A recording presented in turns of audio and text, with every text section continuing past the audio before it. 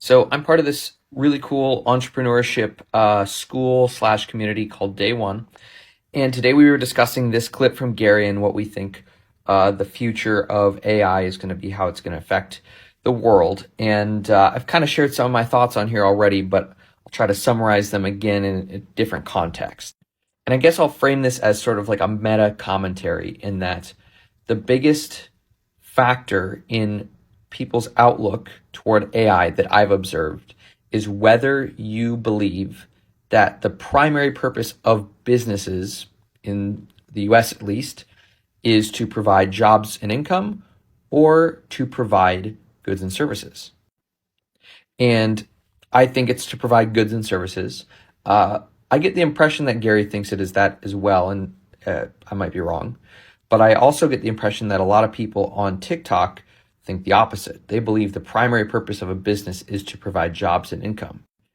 And I think that's a really important realization. I actually feel kind of silly because I'll be honest, I had not even considered that way of thinking about businesses at all until reflecting on the sort of discourse that's happened around Chat GPT and how it's going to affect the future, and observing that there are so many people that think that AI in general is going to be negative. And my opinion is different. It's the opposite, but I recognize that it's an opinion. And I recognize that I have no way to really provably show that really the purpose should be to provide goods and services, not to provide jobs and income. So I empathize with people who think that it's going to be bad. But as someone who thinks about businesses' value to the world being the goods and services they provide, I only see upside. The AI programs that have come out and will come out are going to enable less people to do more things and provide more goods and more services.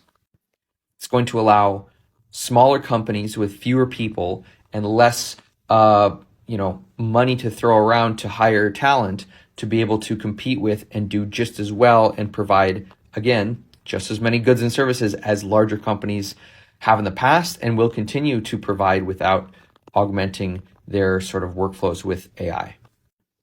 And I think regardless of which side you're on or what sort of role you're in or any of those things, it's really useful to think about both sides of this equation and really make sure you have an understanding of the pros and the cons.